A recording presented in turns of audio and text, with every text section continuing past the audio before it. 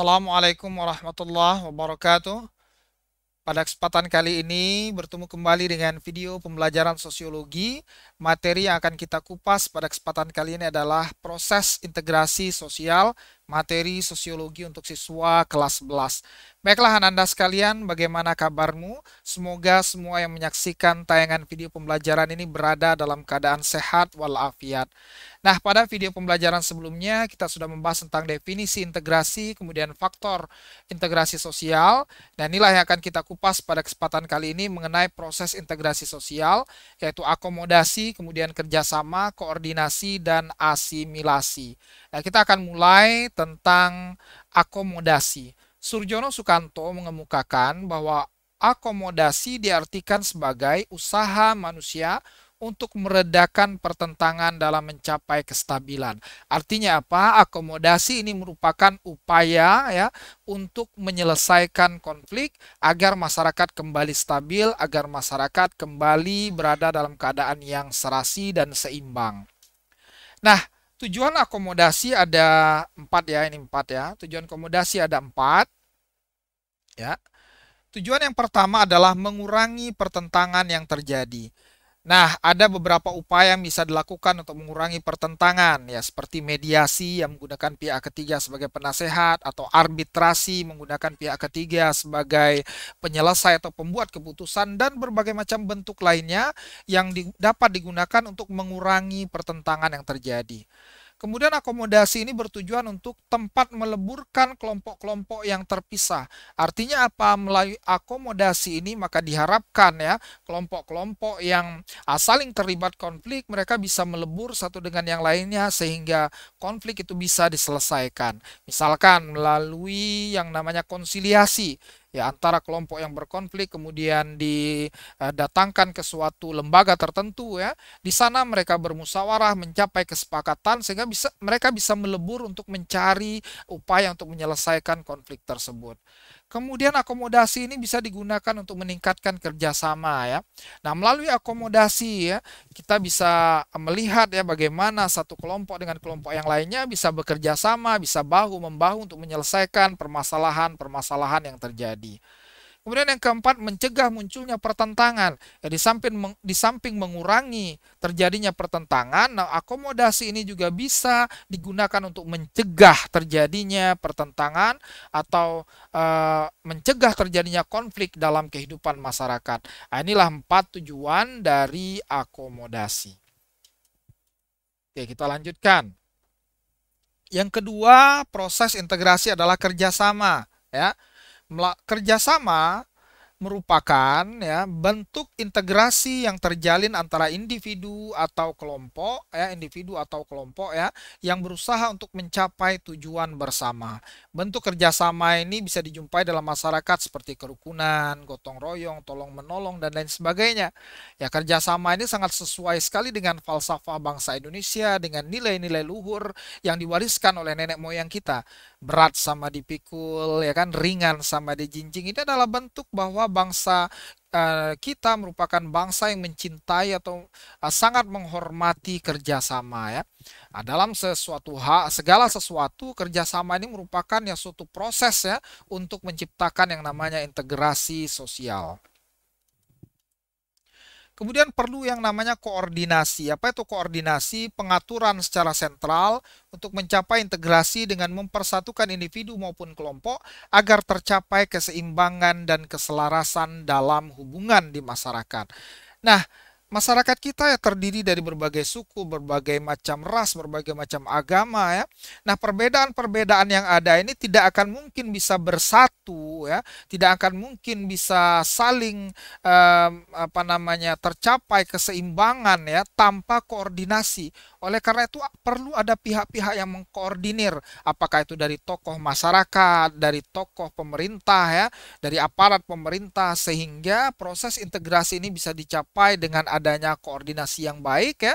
Dengan adanya koordinasi yang baik, maka komunikasi juga akan terjalin dengan baik antara satu suku, satu agama, ya satu ras dengan ras yang lainnya. Nah, inilah pentingnya koordinasi dalam proses integrasi sosial. Nah, kemudian juga yang tidak kalah penting adalah asimilasi. Apa itu asimilasi? Proses sosial yang ditandai dengan adanya usaha dalam mengurangi perbedaan yang terdapat antara individu maupun kelompok untuk mencapai tujuan bersama. Nah, jika kita buatkan ya sebuah eh, gambar ya, maka asimilasi itu bisa diilustrasikan seperti ini ya. Misalkan ada segitiga seperti ini ya, kemudian digabungkan maka dia akan menciptakan sesuatu yang baru ya misalkan seperti ini ya menciptakan sesuatu yang baru. Nah, ini adalah bentuk dari asimilasi. Artinya apa? Dalam asimilasi ini maka perbedaan-perbedaan yang ada ini diusahakan untuk dikurangi ya supaya tercipta suatu persatuan yang merepresentasikan tujuan bersama. Nah, faktor yang mempermudah asimilasi yang pertama ada toleransi. Ketika satu suku, satu agama ya bersikap toleran terhadap suku bangsa, terhadap agama yang lain, ini akan mempermudah asimilasi. Kemudian kesempatan yang seimbang di bidang ekonomi. Nah, ini lagi-lagi berhubungan dengan aspek ekonomi. Ketika adanya ketimpangan dalam bidang ekonomi, ya, ini akan menyebabkan terjadi akan sulit sekali untuk menciptakan asimilasi di situ. Namun ketika ya masing-masing kelompok dari suku, dari agama, dari ras yang berbeda, mereka diberikan kesempatan yang sama dalam bidang ekonomi, maka ini akan mempermudah terjadinya asimilasi. Nah, kemudian yang ketiga, menghargai orang asing dan kebudayaannya. Nah, orang asing di sini konteksnya adalah suku bangsa lain ya. Nah, ini berhubungan dengan toleransi. Toleransi ini akan melahirkan sikap saling menghargai satu dengan yang lain. Ya, antara kebudayaan yang berbeda, suku bangsa yang berbeda ya. Ketika kita melihat tradisi dari suku bangsa lain itu berbeda dengan budaya kita, maka kita menghargai ini adalah budaya mereka ya. Dan ini juga merupakan dari kekayaan nasional negara bangsa Indonesia. Nah, kemudian yang ketiga adalah sikap terbuka dari golongan yang berkuasa dalam masyarakat. Artinya pemimpin ini tidak menutup diri ya terhadap aspirasi-aspirasi yang disampaikan oleh masyarakat. Dan ini ya apakah aspirasi itu berasal dari orang-orang yang satu suku dengan beliau ataupun berbeda suku bangsa. Nah, ini yang menjadi faktor mempermudah terjadinya asimilasi juga dalam kehidupan masyarakat. Adanya sikap terbuka dari golongan penguasa. Kemudian yang kelima adanya persamaan dalam unsur-unsur kebudayaan. Ya, unsur misalkan dalam unsur nilai dan norma ya. Hampir secara umum budaya-budaya yang ada di Indonesia ini menjunjung tinggi nilai-nilai seperti kejujuran, kesopanan, nilai keindahan ya, nilai kolektivitas ya, nilai solidaritas. Nah, persamaan-persamaan inilah yang mempermudah terjadinya asimilasi ya meskipun ada juga unsur-unsur yang berbeda misalkan dari segi bahasa, dari segi kesenian ya, dari Sabang sampai Merauke terdapat keberagaman dalam bidang kesenian ya, terdapat keberagaman dalam bidang dalam adat istiadat dan sebagainya. Namun ada unsur-unsur yang sama. Nah, unsur itulah yang bisa mempermudah terjadinya asimilasi. Kemudian yang kedam adanya amalgamasi. Apa itu amalgamasi? Amalgamasi adalah perkawinan campur ya antara satu suku dengan suku yang lain ya. Nah, ini akan mendorong, akan mempermudah terjadinya asimilasi. Karena dengan adanya perkawinan campur ini maka masih sudah menunjukkan bahwa tidak ada lagi ya prasangka terhadap suku bangsa lain. Bahkan mereka bersedia untuk menjadikan uh, orang ya atau pasangan yang berasal dari suku bangsa yang berbeda sebagai pasangan hidupnya. Nah, yang terakhir adalah adanya musuh bersama dari luar ya, the common enemy ya, musuh bersama dari luar. Ini juga akan mempermudah terjadinya asimilasi karena kita akan merasa terancam dengan adanya musuh tersebut, maka kita berusaha untuk membaur ya sesama bangsa Indonesia. Nah, inilah 7 faktor yang mempermudah terjadinya asimilasi. Nah, sekarang kita lihat faktor yang menghambat asimilasi, kurangnya pengetahuan mengenai kebudayaan kelompok lain. Nah, ini akan memunculkan prasangka ya. Dari prasangka ini maka akan memunculkan yang namanya memudahkan terjadinya konflik karena adanya prasangka dan konflik akan mengakibatkan terjadinya perpecahan. Kemudian terisolasinya kebudayaan oleh kelompok sosial. Ya karena luasnya wilayah Indonesia sehingga sangat sulit bagi satu budaya untuk bisa berinteraksi dengan budaya yang lain ya, maka ini mengakibatkan sulitnya atau terhambatnya asimilasi yang terjadi karena terisolasinya kebudayaan dari suatu kelompok dengan kelompok yang lain. Kemudian yang ketiga, adanya rasa takut terhadap kebudayaan lain, adanya rasa terancam, adanya rasa tidak nyaman dengan kebudayaan lain, sehingga ini juga menyebabkan menjadi faktor penghambat terjadinya asimilasi.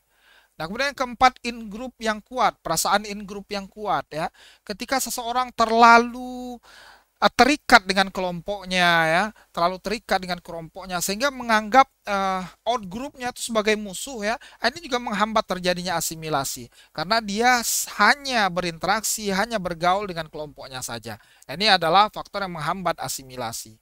Kemudian yang kelima, diskriminasi kelompok yang berkuasa dengan kelompok minoritas ya. Nah, misalkan ya dalam suatu masyarakat ketika kelompok yang berkuasa ini melakukan diskriminasi, artinya menghambat ya suku bangsa tertentu untuk memperoleh hak-haknya, misalkan hak politik, hak pendidikan, hak kesehatan. Nah, diskriminasi ini akan menghambat juga terjadinya asimilasi. Ya, karena kelompok minoritas ini merasa bahwa mereka tidak diakomodir, bahwasanya mereka adalah kelompok pinggiran, mereka adalah kelompok marginal yang tidak diperhatikan kepentingannya, sehingga asimilasi akan sulit untuk terjadi. Dan yang terakhir, adanya perbedaan kepentingan yang dapat menimbulkan konflik. Nah, bentrok antar kepentingan yang merupakan faktor umum yang menyebabkan terjadinya konflik sosial ya, baik itu kepentingan ekonomi, kepentingan politik, ataupun kepentingan sosial. Nah, perbedaan kepentingan inilah yang juga dapat menghambat terjadinya asimilasi. Baiklah, anak-anak sekalian, terima kasih sudah menyaksikan video pembelajaran pada kesempatan kali ini. Semoga materi ini dapat dipahami dengan baik. Kita bertemu kembali pada video pembelajaran berikutnya. Terima kasih. Wassalamualaikum warahmatullahi wabarakatuh.